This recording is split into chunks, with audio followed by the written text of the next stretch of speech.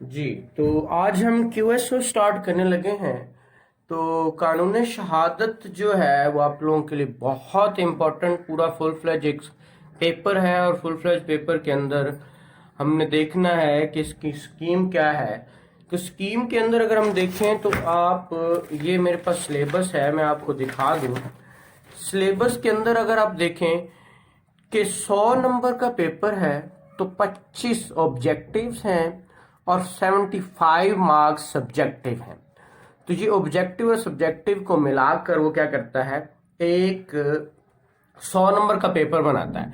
अब इसके अंदर उसने मुख्तलिफ क्या दिए हैं, क्या एक टॉपिक्स 10 टाइप के टॉपिक्स दिए हैं जो कि आपके लिए मोस्ट इम्पॉर्टेंट है। इस टॉपिक्स को हम लेके, इसका मतलब ये है कि हमें सारी एविडेंस एक्ट आना चाहिए, क्योंकि यहाँ पे उसने एविडेंस लिखा, तो एविडेंस के मतलब उसने सब कुछ लिखा और हमें आना चाहिए।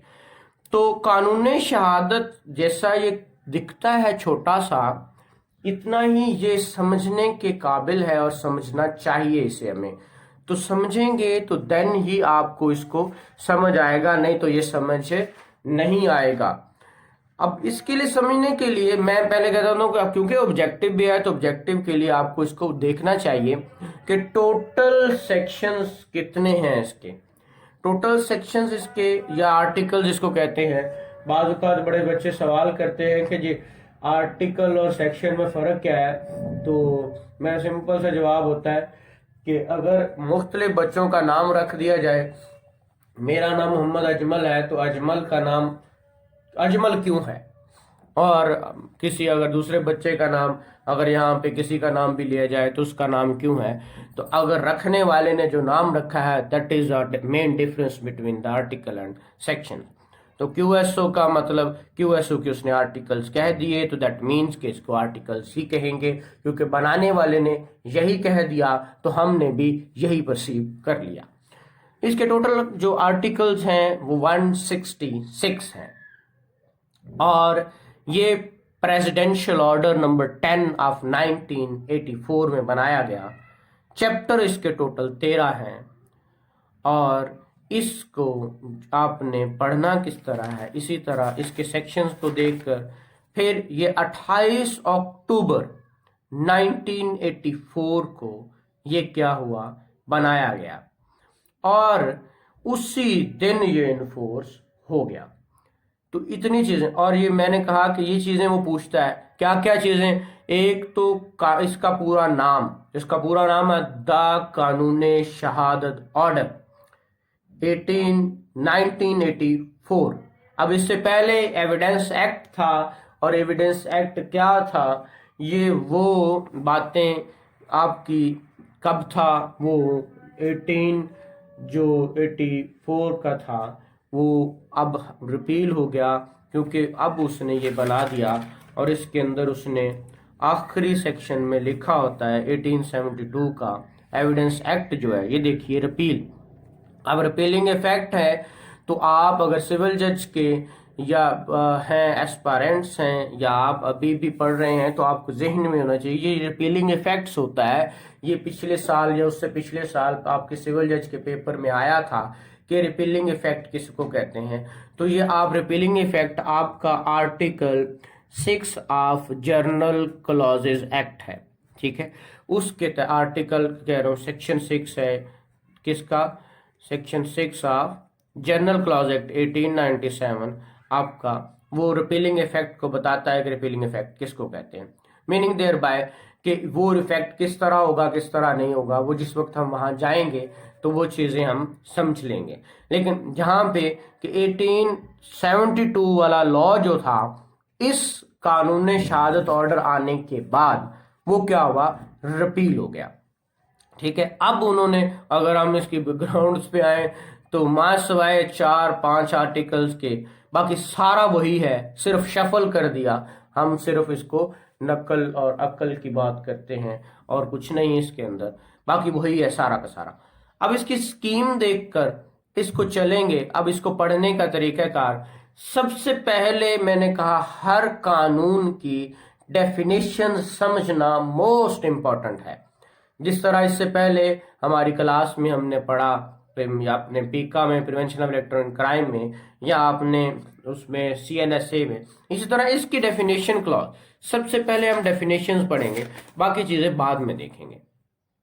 तो इसकी डेफिनेशन, जिसको इंटरप्रिटेशन क्लॉज कहते हैं, वो आपका आर्टिकल 2 है। ठीक है, फिर अब कल से इंशाल्लाह इसको जब हम डेफिनेशन पढ़ने के बाद, चलें इसको पहले शुरू से कर लें कि प्रियम्बल क्या है। ये यहां से प्रियम्बल कहता है, whereas it is expedient to revise, amend and consolidate the law of evidence so as to bring it in conformity with the injunctions of Islam and as laid down in the Holy Quran and Sunnah। मतलब वो कहने का ये मतलब उसका ये हुआ। अब मैंने कहा कि यही इसका क्या होता है, पर्पज होता है, मकसद होता है, तो यही ऑब्जेक्ट होता है। क्या करें कि इसका मकसद ये था इसको रिवाइज अमेंड करने का, या कंसोलिडेट करने का, कि इसको कुरान एंड सुन्ना के तहत लाया जाए, जो हदायत कुरान एंड सुन्ना की हैं उनके मुताबिक इसको ढाला जाए। Now therefore in pursuance of the proclamation of 5th day of July 1997, proclaim किया गया, प्रोक्लेमेशन दिया गया 5th day 5 July 1977, and in exercise of all powers enabling him in that behalf, the president is pleased to make the following order। क्योंकि 1977 में इन्होंने ये बनाने का अहद कर लिया था, लेकिन ये जाके प्रेसिडेंट ने इसको बाद में अपनी पावर का एक्सरसाइज करते हुए इसको, क्योंकि ये आपने देखा होगा PO 10 ऑफ 1984 है, ठीक है, उसके तहत ये बनाया गया। PO का मतलब आपका प्रेसिडेंशियल ऑर्डर है, और ये 1984 का 10वां ऑर्डर था, तो उसके तहत ये बनाया गया। अब इसके बाद हम वापस उसी जगह आते हैं इंटरप्रिटेशन पे। तो आज हम मोस्ट इंपॉर्टेंट डेफिनेशंस जो आपको समझ आ गई तो QSO समझ आ गया। बस ये मैं हमेशा से कहता होता हूँ, कानून शहादत समझने के लिए डेफिनेशन समझना मोस्ट इंपॉर्टेंट है और आपको आनी चाहिए। क्या कहता है, in this order unless there is anything repugnant in the subject or context। मैंने कहा कहीं और पढ़ा, कहीं और लिखा हो, तो उसको वो कह रहा है नहीं देखकर इसके अंदर इसका मतलब यही होगा। Court includes all judges and magistrates and all persons except arbitrators। मतलब एक्सेप्शन उसने दे दी, किसको, आर्बिट्रेटर शामिल नहीं है। उसने कहा तमाम वो जजेस या मैजिस्ट्रेट या वो शख्स legally authorised to take evidence, जो कि एविडेंस ले सकते हैं, शहादत ले सकते हैं, वो सारा कोर्ट कहलाएगा। उसने निकाल दिया किसको, आर्बिट्रेटर को, सालिस को इसके अंदर से निकाल दिया। तो उसने कहा सालिस इसमें शामिल नहीं है, बाकी सारे लोग, तमाम जजेस, तमाम मैजिस्ट्रेट जो कि लीगली जिनको ऑथोराइज किया गया है शहादत लेने के लिए, वो सारे के सारे क्या कहलाएंगे, कोर्ट कहलाएगा। इसी तरह मोस्ट इंपोर्टेंट डेफिनेशन डॉक्यूमेंट। आप डॉक्यूमेंट की डेफिनेशन देखें तो क्या है, मीन एनी मैटर। डॉक्यूमेंट को अगर यहां देखें तो मैटर, कौन सा मैटर, एक्सप्रेस और डिस्क्राइब, एक्सप्रेस और डिस्क्राइब अपॉन एनी सब्सटेंस, किसी भी सब्सटेंस पे। तो इसकी डेफिनेशन अगर उधर देखेंगे तो आर्टिकल 29 सेक्शन 29 ऑफ PPC, ठीक है, PPC में भी ये डॉक्यूमेंट की डेफिनेशन बताई गई है। तो आपको ये डेफिनेशन पता होनी चाहिए कि कहाँ कहाँ लिखी हुई है, और सेम डिट्टो लिखी हुई है आर्टिकल 29 PPC में भी। तो ये इसीलिए मैं कहता हूँ तो नेक्सस बना लिया करें, ठीक है, लेकिन आप नेक्सस नहीं बनाएंगे तो कोई भी जो है वो नहीं होगा, आपका ही नुकसान है, लेकिन नेक्सस बनाने का फायदा बहुत है, ठीक है। अब अगर इसको आप जनरल क्लॉज एक्ट में देखें तो जनरल क्लॉज एक्ट के में भी ये डिफाइन किया गया है क्या डॉक्यूमेंट की डेफिनेशन, वो आपको देखनी है कि डॉक्यूमेंट की डेफिनेशन 316 में, 3 का 16 जनरल क्लॉजेज एक्ट, ठीक है। आपको ये साथ साथ चीजें लिखनी होती हैं, देखनी होती हैं, ठीक है। तो इसलिए आपको अगर एक जगह पढ़ लेंगे बाकी जगहों पे आपको खुद ब खुद ये चीजें पता चल जाती हैं कहाँ लिखी हुई हैं। तो डॉक्यूमेंट की डेफिनेशन एक तो यहाँ पे 2B है, दूसरा 29 सेक्शन पीपीसी का है, और तीसरा जनरल क्लॉजेज एक्ट जो आपका 1897 का एक्ट नंबर 10 है, उसके अंदर 3 का सब सेक्शन 16 है। उसके अंदर भी क्या लिखा हुआ है आपका डॉक्यूमेंट। अब डॉक्यूमेंट होती क्या भला है, सारा दिन सार जगह पे हमारी इसी चीज से वास्ता पड़ता है। तो कहता है document mean any matter expressed और डिस्क्राइब्ड अपॉन एनी सब्सटेंस, किसी भी सब्सटेंस पे, सतह पे, बाय मीन्स ऑफ, किन जरायों से, अब जराए बता रहा है, लेटर्स, फिगर्स, आर मार्क्स। कोरक क्या कह रहा है, 3 ये जरायों से कुछ भी चीज एक्सप्रेस की जाए या डिस्क्राइब की जाए किसी भी सब्सटेंस पे, या by more than one these means intended to use, जिसका मकसद हो इस्तेमाल करना, or which may be use, और यहाँ पे इस्तेमाल की जाए for the purpose of recording that matter, उस मैटर को रिकॉर्ड करने के लिए, तो वो क्या कहलाएगा, डॉक्यूमेंट कहलाएगा। मीनिंग देयर बाय दुनिया की हर वो चीज जो लिखी किसी फिगर्स के जरिए, लेटर्स के जरिए या मार्क्स के जरिए, वो तमाम, और उसको लिख कर ये हो कि इसको मैंने इस्तेमाल करना है किसी भी शहादत के लिए, रिकॉर्ड करने के लिए, उसको लिखने के लिए मेरे पास रिकॉर्ड रह जाए। वो फोटोग्राफ है आपका, वो लाइन है, वो कुछ एक फिगर लिख लेते हैं, लेटर लिख लेते हैं, वो सारे के सारे डॉक्यूमेंट्स कहलाएंगे। जैसे नीचे एग्जाम्पल बहुत सारे दे रहा है, कह रहा राइटिंग इज अ डॉक्यूमेंट, मतलब आपने कुछ लिख दिया, that is a document. Word printed, lithograph, किसी पे चिपका कर दिया, लिथोग्राफ कर दिया, या फोटोग्राफ किसी की बना ली, दैट इज मैप है, प्लान है, इंस्क्रिप्शन है, किसी मेटल प्लेट पे आप अपना लिखवा लेते हो नाम, दैट इज आल्सो डॉक्यूमेंट। किसी स्टोन पे आप नाम लिखवा लेते हैं, that is a document. Caricature है, मतलब मीनिंग देयर बाय कुछ भी है। दरख्त पे अक्सर आप जाते हो, लिखा होता है कोई भी ABC या फलां कुछ भी लिखा हुआ है, तो दैट इज अ डॉक्यूमेंट। और अगर आप वो हमेशा के लिए उसको ला के आप एविडेंस में इस्तेमाल करना चाहें तो आप कर सकते हैं, दैट इज अ डॉक्यूमेंट। खैर, डॉक्यूमेंट की डेफिनेशन हर जगह, इन तीनों जगह देखेंगे तो यही होगी। Next, evidence, most important definition, क्योंकि हम पढ़ ही एविडेंस एक्ट रहे हैं जिसको हम कानून शहादत कह रहे हैं। तो एविडेंस से मुराद, एविडेंस में शामिल क्या क्या है, उसने कहा एविडेंस 2 तरह की होती हैं, ठीक है, लिख लें। एक होती है ओरल और एक होती है डॉक्यूमेंट्री, ऊपर ही लिख लें, ठीक है, ओरल और डॉक्यूमेंट्री, ठीक है। अब ओरल एविडेंस आपका आर्टिकल 70 और 71 है, ठीक है, ये आपका ओरल एविडेंस को क्या करेगा, बताएगा। अब ओरल एविडेंस 2 तरह से होती है। ओरल एविडेंस कौन सी होती है, एक होती है, अब इसके ऊपर ना इस तरह से चार्ट बना लें, ओरल, अब इसी तरह यहां पे मैंने कहा ओरल होती है और डॉक्यूमेंट्री होती है। ओरल की 2 काइंड्स है फर्दर, कौन कौन सी, एक होती है डायरेक्ट और एक होती है इनडायरेक्ट, ठीक है, इनडायरेक्ट, ठीक है, 70 और 71 article.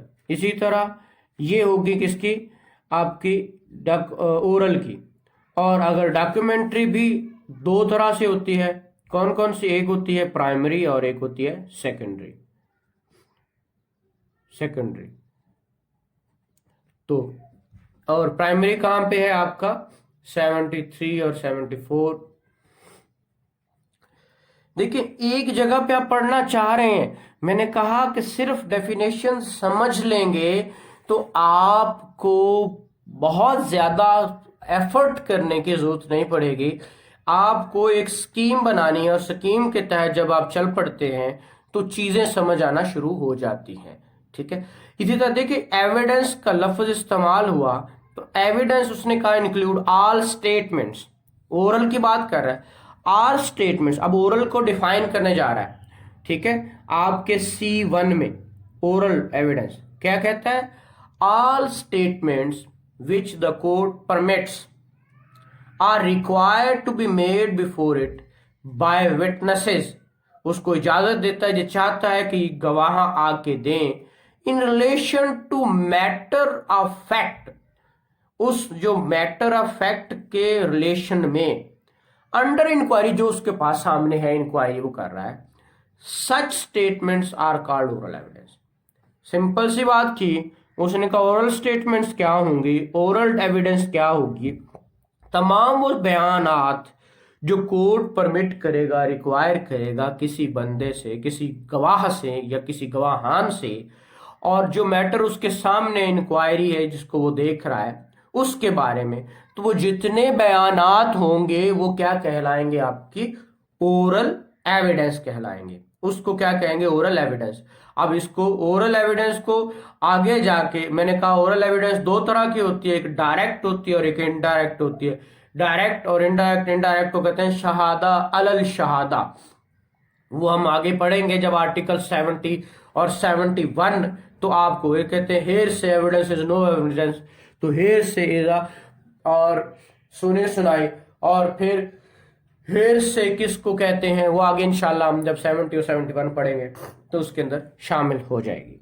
Number 2, all documents produce for the inspection of court, such document are called documentary evidence.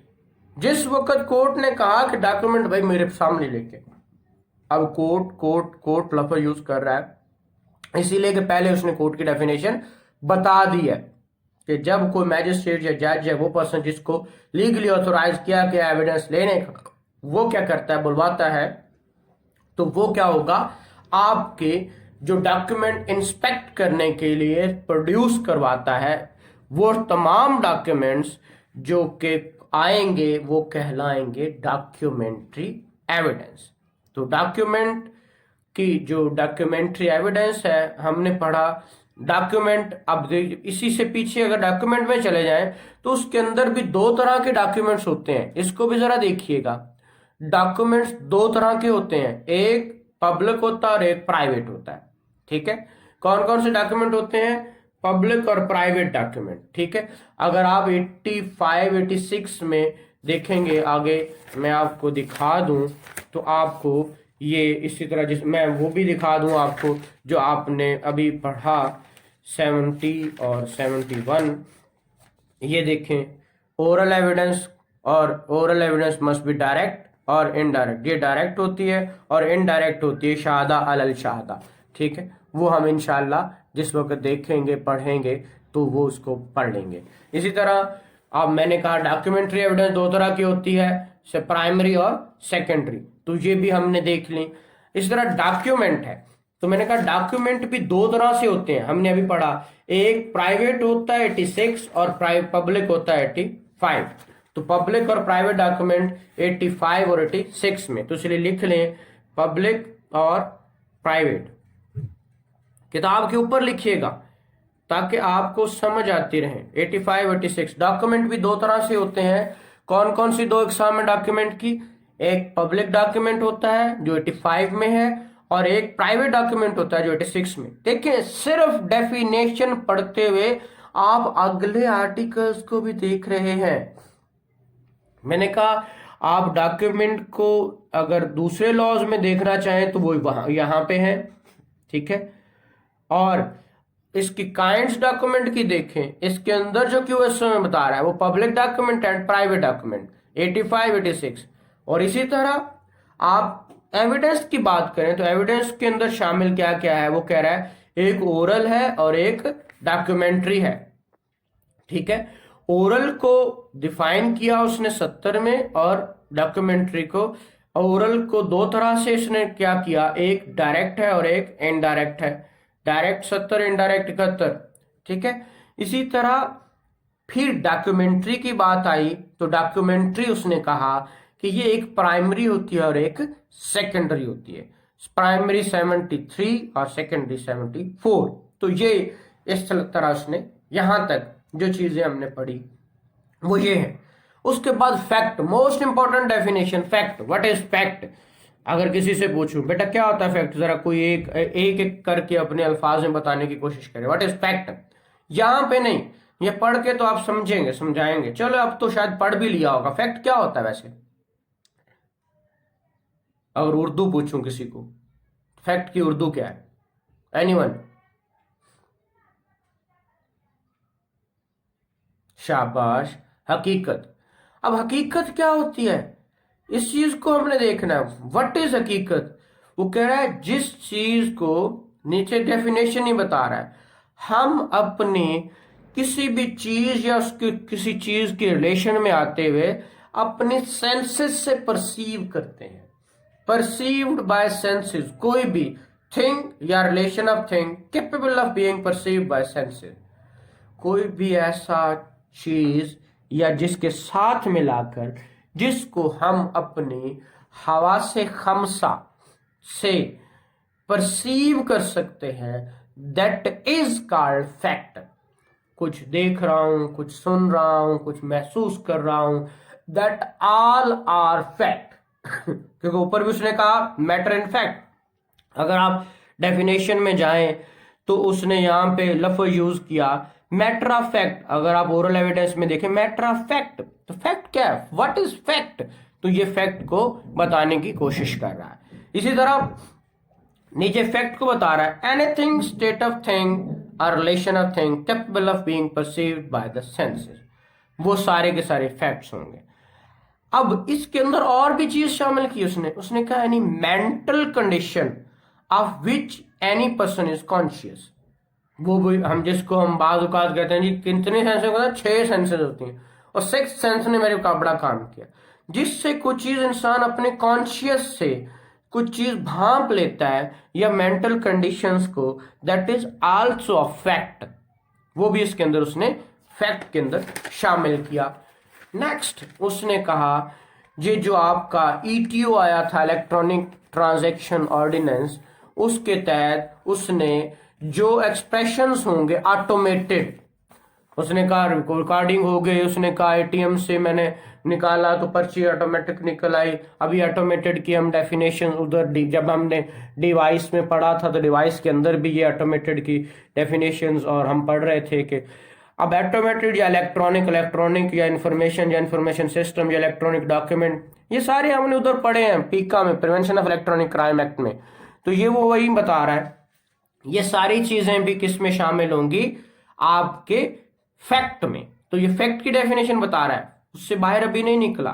तो व्हाट इज फैक्ट? उसने कहा फैक्ट के अंदर एक तो परसीव बाय सेंसेस, दूसरा मेंटल कंडीशन, तीसरा एक्सप्रेशन जितने भी हैं जो ऑटोमेटेड हो, इलेक्ट्रॉनिक हो, इंफॉर्मेशन सिस्टम हो, डॉक्यूमेंट इलेक्ट्रॉनिक डॉक्यूमेंट हो, इलेक्ट्रॉनिक सिग्नेचर हो, एडवांस इलेक्ट्रॉनिक सिग्नेचर, जो सिक्योरिटी प्रोसीजर, जो कि जिसके मतलब कहाँ बताया हुआ है, इलेक्ट्रॉनिक ट्रांजैक्शन ऑर्डिनेंस 2002 ईटीओ में इसको कह रहा था। ठीक है। और इसी तरह सर्टिफिकेट, ये भी ईटीओ के तहत सर्टिफिकेट निकलेगा जिसको context so admitted include meaning give to electronic certificate where the context so admitted. वो कहता है जी ठीक है मैंने किया, वीडियो बनी, दैट इज कार्ड। वो जो सर्टिफिकेट देंगे कि जनाब this is a real and admitted, तो वो किस में आएगा आपका, इसमें फैक्ट में आएगा। तो फैक्ट के अंदर वो 4 चीजें दे रहा है। कौन सी? एक perceived bye senses, mental condition, expressions और सर्टिफिकेट। ये चारों चीजें उसने किसमें लेके आया है, फैक्ट में। नीचे इलस्ट्रेशन दे रहा है, कोई भी चीज वो कह रहा है certain fact arranged bye certain order in certain place is a fact, किसी जगह पे है वो भी। या कोई मैन कहता है जी दैट अ मैन हर्ड, उसने सुना, सा समथिंग, उसने कुछ देखा, that is fact. Man said something, word a fact. वो सारी बातें जो चीजें हम देख रहे हैं पीछे, दैट इज अ फैक्ट। अब फैक्ट के अंदर अब कह रहा है there are 2 kinds of fact. कौन से? मोस्ट इंपॉर्टेंट थिंग्स जो समझने वाली हैं इसके अंदर, वो ये 2 चीजें हैं। अगर ये 2 चीजें समझ आ गई तो देन हमें सब कुछ समझ आ जाएगा। ये पूरा का पूरा क्यूएसओ इन्हीं 2 अल्फाज के गिर्द घूमता है। कौन सा? उसने कहा there are fact of facts 2 तरह के होते हैं। फैक्ट के साथ यहां पे लिख लें, एक होता है रेलेवेंट फैक्ट और एक होता है फैक्ट इन इशू। क्या होता है? रेलेवेंट फैक्ट और एक होता है फैक्ट इन इशू। ठीक है, fact in issue, relevant fact और फैक्ट इन इशू 2 तरह के फैक्ट्स होते हैं। जैसे हमने अभी पढ़ा ओरल एविडेंस भी दो तरह की होती है, हमने पढ़ा। डॉक्यूमेंट भी दो तरह का होता है, हमने पढ़ा। जो आपकी एविडेंस है वो भी दो तरह से होती है। तो यहाँ पे हम पढ़ रहे हैं फैक्ट भी दो तरह से होते हैं। कौन कौन से? एक रेलेवेंट फैक्ट और फैक्ट एंड इश्यू। आज तक जो सबसे बड़ा रोला है, जो समझना क्यूएसओ को नहीं समझ आता जिन लोगों को, वो यही रोला है। क्या? कि what is relevant fact and what is fact and issue. जो समझना आपके लिए मोस्ट इंपॉर्टेंट है वो यही है। अब इसको एक जनरली हम समझने की कोशिश करते हैं कि रेलेवेंट फैक्ट और फैक्ट एंड इश्यू क्या है। ठीक है, यहां पे मैं आपको कुछ चीजें समझाने की कोशिश करूंगा जिसको आपने समझना है, और अगर समझेंगे तो ये आपके लिए बहुत फायदेमंद होगा। अब देखिएगा क्या कहता है यहां पे। ठीक है, ये देखिएगा, वो कहता है एक होता है फैक्ट। ठीक है, जो कि हमने पढ़ा। फैक्ट की डेफिनेशन हमने अभी पढ़ी है। कहां पे पढ़ी है? अगर हम देखें 1 का डी, 1 ठीक है, अब हम पढ़ रहे हैं आर्टिकल 2 और उसका 1 का हमने डी में फैक्ट पढ़ा। अब फैक्ट को दो तरह से वो डिफाइन कर रहा है। किन दो तरह से? एक कहता है फैक्ट होता है रेलेवेंट फैक्ट। क्या होता है? Relevant fact. और एक होता है fact in issue. Fact in issue. बस ये दो चीजें समझनी है। ये 2 में है और ये 2 में है। ठीक है, इसको समझना है। बस आज हमारा ये काम है। वो कहता है रेलेवेंट फैक्ट क्या है? कहता है हर वो चीज जो किसी चीज के साथ नथी होती जाएगी, that is a relevant fact. जो अब इससे पहले हम फैक्ट पहले इशू पढ़ते हैं। इशू होगा तो रेलेवेंसी आएगी, अदरवाइज इशू के बिना रेलेवेंसी आती नहीं है। ठीक है, इशू क्या है? इशू का मतलब मुद्दा। ठीक है, अब मुद्दा क्या होता है? ठीक है, मुद्दा किसे कहते हैं? वो कहते हैं इशू से मुराद ही क्या है? जो असल वजह अनाद है। ठीक है, वजह अनाद किसको कहते हैं? अब हमारे यहाँ दो तरह के लॉज हमने देखा हुआ है। दो तरह के कानून होते हैं। दो तरह के कौन कौन से? नंबर 1 उसने कहा वजह क्या है? दो तरह के कानून कौन कौन से हैं? उसने एक कहा कि सिविल प्रोसीडिंग दो तरह की चलती है ना, एक सिविल और एक क्रिमिनल। सिविल और क्रिमिनल में दोनों चीजें हमने देखनी है। सिविल क्या है और क्रिमिनल। सिविल में हमारे पास सब क्या चलता है? Plaint and plus pleading. किसको कहते हैं? प्लीडिंग। Pleading order 6 rule 1। ठीक है, साथ साथ हम इस चीज को भी देखेंगे। प्लीडिंग के अंदर दो चीजें आती, प्लेंट और रिटन स्टेटमेंट। ठीक है, प्लेंट और रिटन स्टेटमेंट जब आती हैं तो प्लेंट और रिटन स्टेटमेंट में जब कोई तजाद आता है तो क्या होते हैं? इश्यूज फ्रेम होते हैं। फ्रेमिंग ऑफ इश्यूज होती है। वो जो इश्यूज कोर्ट इन दोनों में पॉइंट्स ऑफ कंट्रोवर्सी होते हैं ना, पॉइंट्स ऑफ कंट्रोवर्सी। ठीक है, वो क्या कहलाते हैं? आपके इश्यूज। असल वजह कहां है? कहां पार्टी लड़ रही है? वो जो पार्टी लड़ रही है वो इश्यू क्या है आपका? वो फैक्ट एंड इश्यू है। ठीक है, अब पढ़ते हैं पहले हम 3 को। अच्छा, पहले से ये सिविल पर देखा, क्रिमिनल देखते हैं। क्रिमिनल क्या है? क्रिमिनल के अंदर एफआईआर होती है, तब ही पता चलता है, या आपकी कंप्लेंट होती है। ठीक है, जिस वक्त किसी को कोई तकलीफ होगी, एफआईआर 154 में होती है और कंप्लेंट 200 में, 202 से 25। एफआईआर 154 में भी होती है, 155 1 में भी होती है, दोनों में एफआईआर होती है। तो हम देखेंगे कि एफआईआर 154 है या 155 1 है या कंप्लेंट 205 है, 205 से 205 है। जो शख्स आएगा एफआईआर करवाने, एफआईआर करवाई उसने या उसने कंप्लेंट दर्ज करवाई, कंप्लेंट आके इस्तगासा किया, जिसको हम क्या कहते हैं? इस्तगासा। वो क्या करेगा? वो जो बयान करेगा कि ये मेरे साथ हुआ है जनाब। ठीक है, ये मेरा वजह है। मुझे क्या हुआ है, फलां शख्स ने कत्ल किया है जनाब, मेरे घर ये फलां शख्स आया, उसने चोरी की। वो जितना काम है चोरी की हुई है या नहीं हुई, ये फैक्ट एंड इश्यू है भाई। इशू वजह है ना, जिस चीज पे जो इशू बन रहा है दैट इज चोरी। चोरी किस चीज के साथ की, उसने कहा फलां फलां शख्स के साथ आया था, मेरा मोटरसाइकिल ले गया फलां, दैट जो जो चीजें उस वक्त वो करके गया that is fact and issue. वो जो कंप्लेंट जिसकी उसने जाके मजिस्ट्रेट के सामने की that is fact and issue. ये सारे के सारे इसमें इश्यूज जो रिटर्नमेंट स्टेटमेंट और प्लेंट के अंदर से जो कंट्रोवर्शियल पॉइंट्स निकलेंगे दैट आर कॉल्ड क्या, इश्यूज। और इसी तरह क्रिमिनल में जो एफआईआर होगी या जो कंप्लेंट होगी उसमें जो मुद्दा बयान किया जाएगा that is fact and issue. अब इसको समझने के लिए डेफिनेशन पढ़ते हैं, क्या 3 पढ़ते हैं। फैक्ट एंड इशू कहता है the expression fact and issue include any fact from which whether the by itself और in connection with other facts, चाहे वो खुद या किसी दूसरी चीज से मिलाकर, द एग्जिस्टेंस ये हुआ है और नॉन एग्जिस्टेंस या नहीं हुआ, 2 चीजें, हुआ है या नहीं हुआ, नेचर ऑफ स्टैंड किस हद तक हुआ है, ठीक है, और एनी राइट किसी का वो राइट है, किसी की वो लाइबिलिटी है, हक है या किसी की लाइबिलिटी है, या डिसेबिलिटी है। एक असर्ट कर रहा है दूसरा डिनाई कर रहा है, कहता है जनाब ये ऐसा है, वो कहता नहीं जनाब ऐसा नहीं है।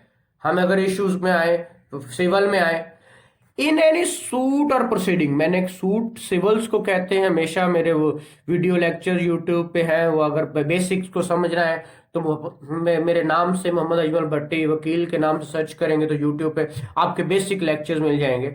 सूट्स और प्रोसीडिंग में फर्क, सूट सिविल को कहते हैं, प्रोसीडिंग क्रिमिनल को कहते हैं। नेसेसरी फॉलोज कह रहा है फैक्ट एंड इश्यू वो फैक्ट होगा जिसका होना या ना होना और किस हद तक हुआ है, किसने किया है, किसके साथ हुआ है, किस हद तक हुआ है। एक इल्जाम लगा रहा है दूसरा उसको डिनाई कर रहा है, वो सारा का सारा क्या कहलाएगा किसी सूट में या प्रोसीडिंग में, वो क्या कहलाएगा आपका फैक्ट एंड इश्यू है। जैसे नीचे एक्सप्लेनेशन में बता रहा है क्या, where whenever under the provisions of law for the time in force relating to civil procedure any court record and fact issues of fact, मैंने वही कहा, the fact to be asserted or denied in the answer of such fact issue is a fact and issue। मैं वही कहा जैसे मैंने यहां पे आप लोगों को बताया क्या कि ऑर्डर 1 रूल 1 में तो ये बता रहा है कि प्लीडिंग्स क्या होती है, प्लीडिंग प्लेंट और रिटन स्टेटमेंट को कहते हैं। रिटन स्टेटमेंट प्लेंट में एक शख्स कहता है ऐसा है मैंने इससे इतने पैसे लेने, दूसरा कहता है भाई मैंने नहीं देने, ठीक है, तो वो जिस बात पे लड़ रहे हैं दैट इज इशू, वो आपका फैक्ट एंड इशू है। और इसी तरह एक शख्स ने किया, कहता जी कत्ल किया, किस जगह किया, किसके साथ किया, वो सारा जो हुआ कत्ल हुआ है या नहीं हुआ, किसने किया, किसके घर हुआ, that is a fact and issue. अब यहां तक आई होप सो कि मैं फैक्ट एंड इशू को समझा पाया हूं। फैक्ट एंड इशू किसको कहते हैं, अब वो इसका आर्टिकल 19, ठीक है, फैक्ट एंड इश्यूज 18-19 यहां पे आगे शुरू हो जाएगा, ठीक है, जो सारे के सारे फैक्ट एंड इश्यूज को वो यहां पे बयान करेगा, ठीक है, आर्टिकल 18 से आर्टिकल 18 से वो शुरू करेगा फैक्ट एंड इशू। और रेलेवेंट फैक्ट आपके 19 से ऑनवर्ड 69 तक सारे के सारे रेलेवेंट फैक्ट्स हैं, आर्टिकल 19 से 769। अब हम पढ़ते हैं फैक्ट, रेलेवेंट फैक्ट। अब इसी चीज को पढ़िएगा, पहले इस वापस इस पे आते हैं। फैक्ट एंड इशू उसने कहा 2-3, उसने ये बातें मैंने बता दी, these are fact and issue. अब रेलेवेंट से मुराद है जो नथी होंगी, नथी किस चीज से, जो जुड़ जाएगा किसी तरीके से फैक्ट एंड इश्यूज के साथ या किसी और रेलेवेंट फैक्ट्स के साथ, वो सारी की सारी बातें रेलेवेंट फैक्ट होंगी। रेलेवेंट से मुराद है जो उस वक्त उससे मिलता होगा वो फैक्ट रेलेवेंट होगा। जो फैक्ट एंड इश्यूज के साथ किस तरह का भी मिल जाएगा, जिस तरीके से भी मिलेगा उसके साथ कनेक्ट हो जाएगा। या अब एक फैक्ट है, उसने कहा फैक्ट हकीकत है ना, उसने कहा मारा है, उसने कहा जी 12। ये गन कौन सी थी? उसने कहा वो गन। तो वो गन भी रेलेवेंट है, जिस गन से मारा, ठीक है। और फिर वो कहता है जी अजमल ने मारा। अब अजमल ने मारा तो अजमल आगे कहता है जी ना मैं तो यहां पे था नहीं, that is a relevant fact. उसने कहा अच्छा अच्छा तुम नहीं थे यहाँ पे, ओके तो देन कहाँ थे वो बयान करो, that is a relevant fact. उसने कहा जनाब मैं ये देख रहा था होते हुए। उसने कहा अच्छा तो फिर आप गवाह बनोगे, आप इसको शहादत दोगे, that is a relevant fact. उसने कहा मैं जनाब कन्फेस करता हूँ, that is a relevant fact. उसने कहा ऐसा हुआ था। उसने कहा फिर, उसने कहा जनाब मैं इसको एडमिट करता हूँ, that is a relevant fact. बस जो जो चीज इश्यू के साथ मिलती जाएगी that is a relevant fact, या वो इसके साथ और कोई चीज आके मिल गई that is also relevant fact. एक फैक्ट के साथ दूसरा फैक्ट मिल जाए तो that is a relevant fact, और इश्यू के साथ तो वो सारे मिलने ही मिलने हैं। तो इस चीज को हम यहां पे पढ़ते हैं, शायद समझ आएगा इंशाल्लाह। रेलेवेंट फैक्ट हमने कहा कि आर्टिकल 18 और ये 19 से लेकर 69 तक सारे के सारे रेलेवेंट फैक्ट्स हैं, ठीक है। अब ये देखते हैं यहां पे क्या कहता है। One fact is said to be relevant, one fact is said to be relevant to another, दूसरे के साथ, when the one is connected with the other in any of the ways referred to in the provisions of this order। This order, उसने कहा refer to this order, this order से मुराद ये कानून शहादत order relating to the relevancy fact, ठीक है। वो कोई भी शख्स, कोई भी वैन फैक्ट रेलेवेंट तब कहलाएगा जब किसी दूसरे के साथ मिल जाएगा किसी भी तरीके के साथ इस ऑर्डर के तहत और वो रेलेवेंसी पैदा कर दे, तो that is called a relevant fact. तो रेलेवेंट फैक्ट देखिए अगला चैप्टर आपका 18 से 19 10 ये सारे के सारे 19 में वो आ जाएगा, रेस गस्टाई और परेड, और ये देखिए इसका बात ही क्या रेलेवेंट फैक्ट्स की। एविडेंस में be given fact and issues and relevant facts. शहादत दो तरह से आती है, रेलेवेंट फैक्ट के मतलब दी जाएगी, रेलेवेंट फैक्ट्स के मतलब दी जाएगी, या फैक्ट एंड इश्यूज के मतलब दी जाएगी। जैसे यहाँ पे ये आ गया, रेस गस्टाई आ गया, आगे प्ली ऑफ एलिबाई है, आइडेंटिफिकेशन परेड है, इसी तरह वो सारी की सारी बातें इसके अंदर आ जाएंगी। तो आज सिर्फ इतना समझें, जो मोस्ट इंपॉर्टेंट चीजें मैंने समझाई वो एक मैंने कहा डॉक्यूमेंट है, डॉक्यूमेंट पब्लिक प्राइवेट होते हैं, उसके साथ हमने डॉक्यूमेंट आप एविडेंस पढ़ा और एविडेंस के अंदर क्या क्या चीजें पढ़ी, और उसके बाद सारी की सारी चीजें हमने पढ़ते गए हैं, और यहां तक हमने ये 3 तक पढ़ लिया इंशाल्लाह। बाकी हम कल पढ़ेंगे। आई होप सो कि आपको समझ आया होगा। जो चीज़ समझ नहीं आएगी आप मुझे कमेंट करके, मुझे ग्रुप में, व्हाट्सएप ग्रुप में कमेंट कर सकते हैं। आप मेरे जो है मुझे इंडिविजुअल मैसेज कर सकते हैं। कुछ चीज़ समझ ना आए तो मैं वो आपको एक्सप्लेन करूंगा। थैंक यू वेरी मच बेटा।